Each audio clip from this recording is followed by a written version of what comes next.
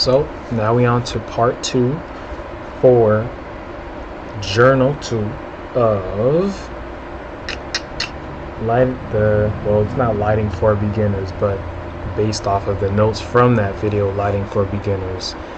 This one goes over size. In the previous video we already went over emission.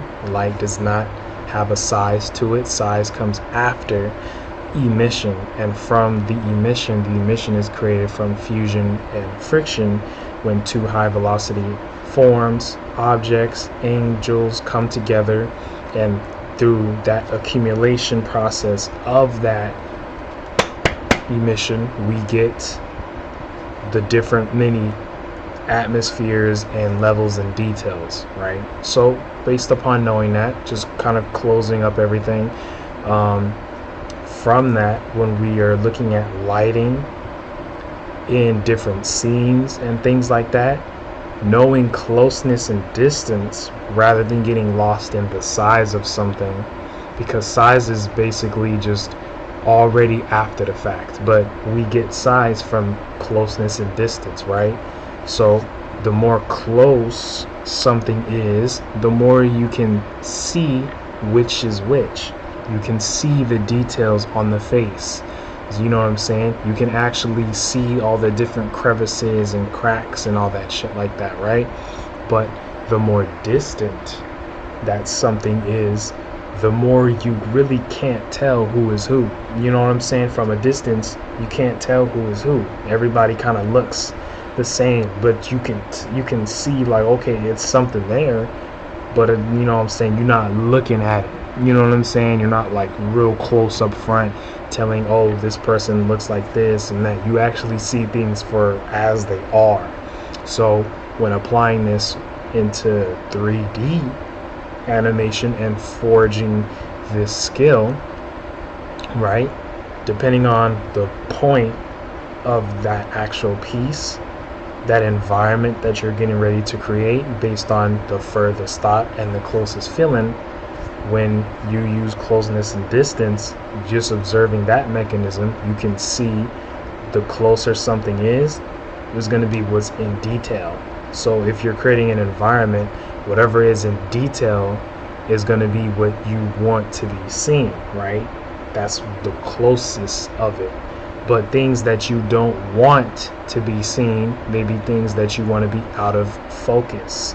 So those things may appear more distant.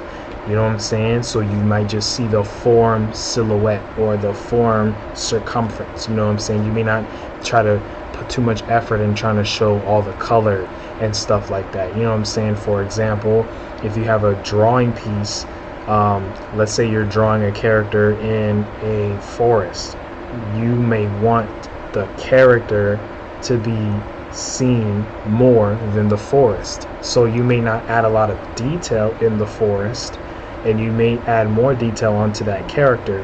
And if you use certain colors, you may actually make that character's colors a little bit more vibrant and keep the colors that are around it out of focus or more dim.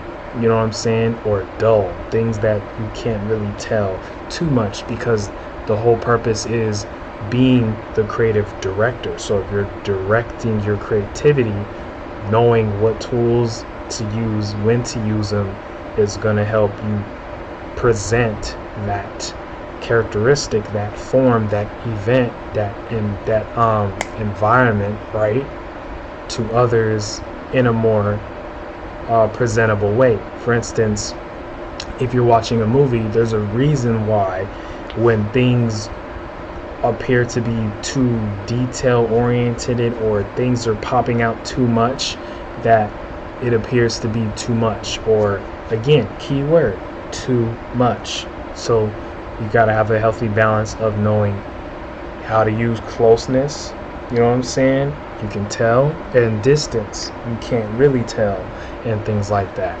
And you can come up with your own systems based upon knowing that. But with that being said, that's going to conclude part 2 of this video of journal number 2. You know what I'm saying? Once we go on to looking at each other tutorial, we go and create other journals and stuff like that. And these is going to be like the phases of actually seeing how to apply these things, so when I do finish these other projects, y'all can see, you know what I'm saying, where it's at, because we forging this skill.